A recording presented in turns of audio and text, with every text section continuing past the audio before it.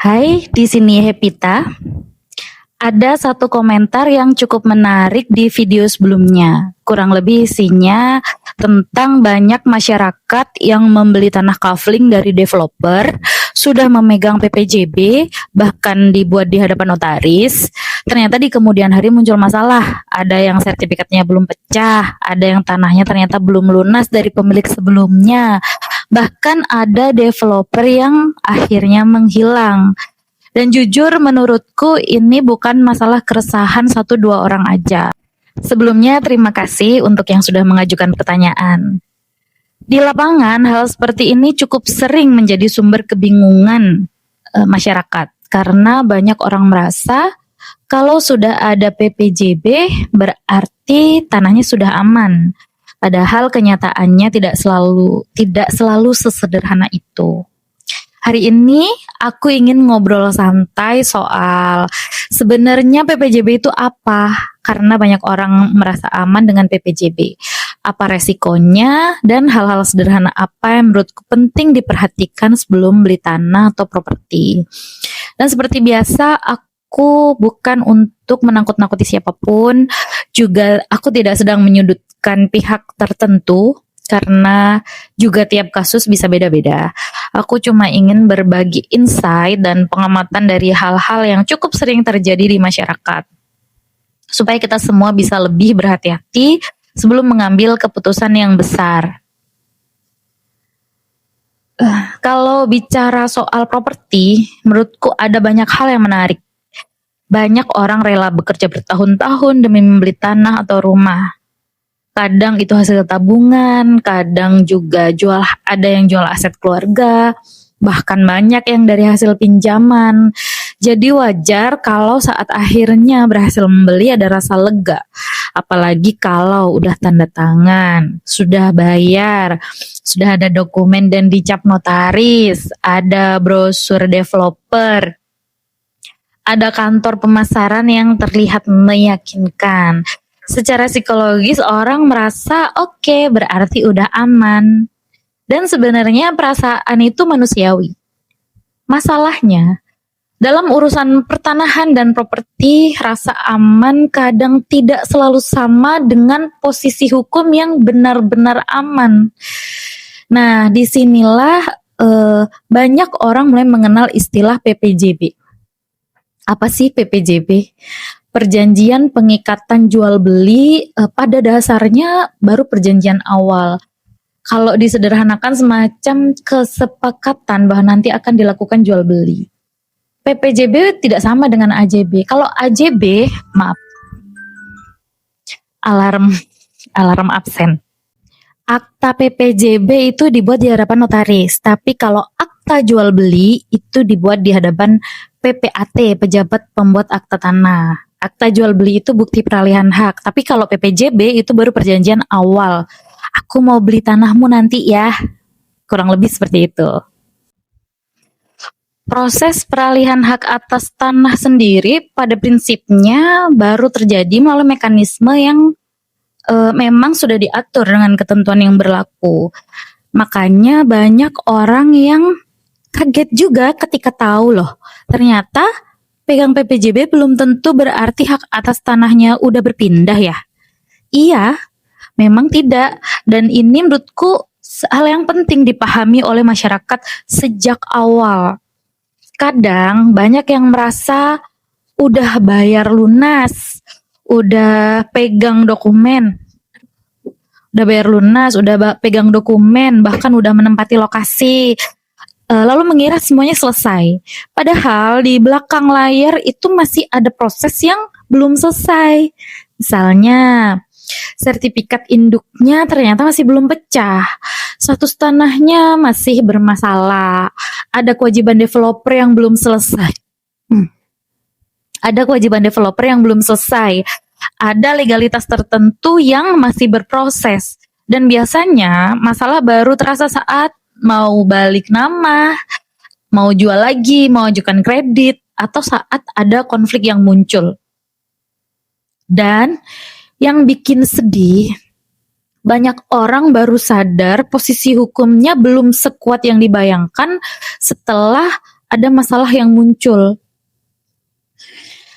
Aku juga cukup sering dengar cerita-cerita gitu. Masyarakat memang banyak rasa aman karena sudah dokumennya dibuat di hadapan notaris. Padahal menurutku yang penting dipahami adalah keberadaan notaris bukan otomatis berarti seluruh aspek tanah tersebut bebas dari masalah. Karena dalam prakteknya, notaris memiliki kewenangan dan peran tertentu sesuai ketentuan hukum yang berlaku. Jadi, kita perlu tetap aktif dalam melakukan pengecekan dan kehati-hatian sendiri. Ini penting supaya jangan sampai muncul pemahaman asal ada notaris berarti pasti aman. Kita yang perlu mengamankan sendiri. Karena kenyataannya setiap transaksi tetap perlu dilihat secara menyeluruh. Lalu ada pertanyaan yang menurutku juga sering muncul. Kok bisa developer menjual tanah yang ternyata belum lunas dari pemilik sebelumnya? Ini tiap kasus bisa beda-beda. Jadi kita nggak bisa samaratakan semua developer dan juga nggak bisa samaratakan semua transaksi. Dalam praktek bisnis properti memang ada model pengembangan yang menggunakan proses bertahap, jadi nggak langsung lunas.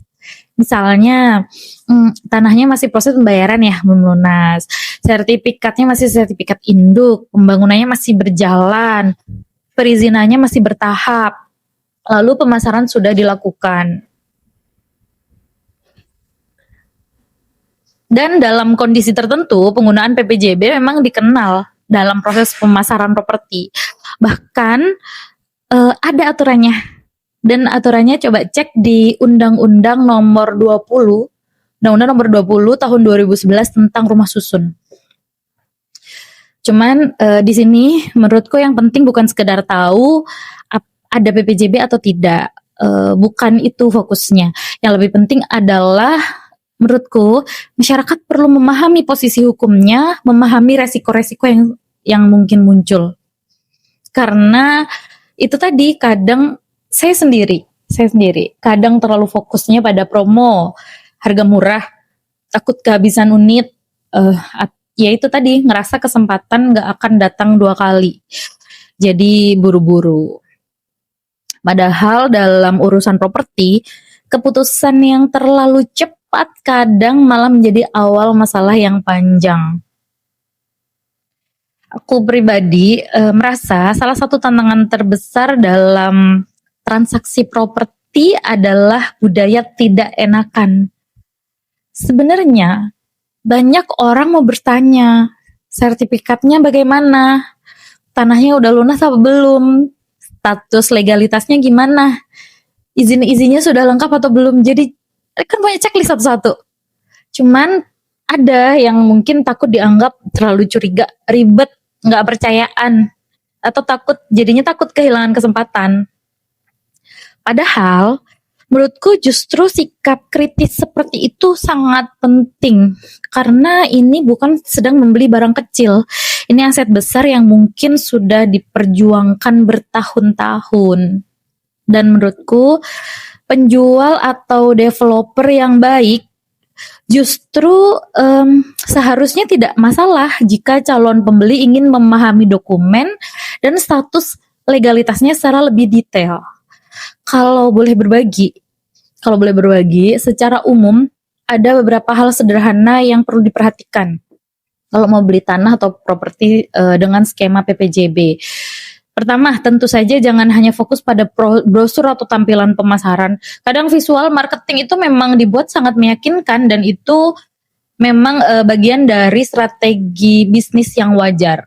Tapi masyarakat juga perlu melihat aspek legalitasnya dengan lebih tenang. Kedua, coba pastikan status sertifikatnya bagaimana. Tanahnya ada sengketa atau tidak, status kepemilikannya jelas atau tidak. Dan ini yang penting, ini kasus nyata, dan apakah pihak yang menjual yang memang memiliki kewenangan untuk melakukan penjualan tersebut. Jangan sampai ternyata developer yang tanda tangan PPJB atau pihak yang tanda tangan PPJB ternyata bukan pihak yang berhak menjual. Nanti panjang lagi masalahnya. Kalau ada masalah yang mau dikejar siapa? Yang tanda tangan. Tapi dia bukan yang punya. Bukan yang berhak.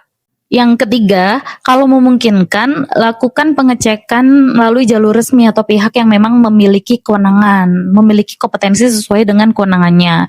Karena seringkali ada hal-hal yang baru terlihat setelah dilakukan pengecekan secara lebih mendalam, baru ketahuan. Terus keempat, jangan buru-buru karena tekanan promo dan takut kehabisan. Karena dalam urusan pertanahan, keputusan yang tenang biasanya jauh lebih aman dibanding keputusan yang terlalu emosional. Dan jujur, menurutku masalah seperti ini kadang bukan semata-mata karena masyarakat ceroboh, tidak sama sekali. Banyak orang yang sebenarnya ingin punya rumah, punya tanah, pengen punya tempat tinggal yang layak untuk keluarga.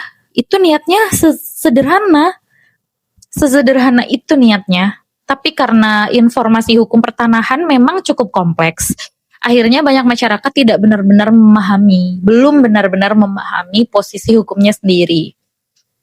Makanya edukasi seperti ini menurutku penting, bukan untuk bikin takut beli properti, bukan menggurui, bukan apa, tapi cuman supaya kita lebih siap dan lebih berhati-hati. Karena idealnya transaksi properti itu membawa ketenangan, bukan justru jadi sumber konflik dan nambah beban pikiran bertahun-tahun. Dan sekali lagi, aku tidak sedang mengatakan semua PPJB pasti bermasalah. Enggak. Banyak transaksi yang berjalan baik dan selesai dengan lancar sesuai prosedur.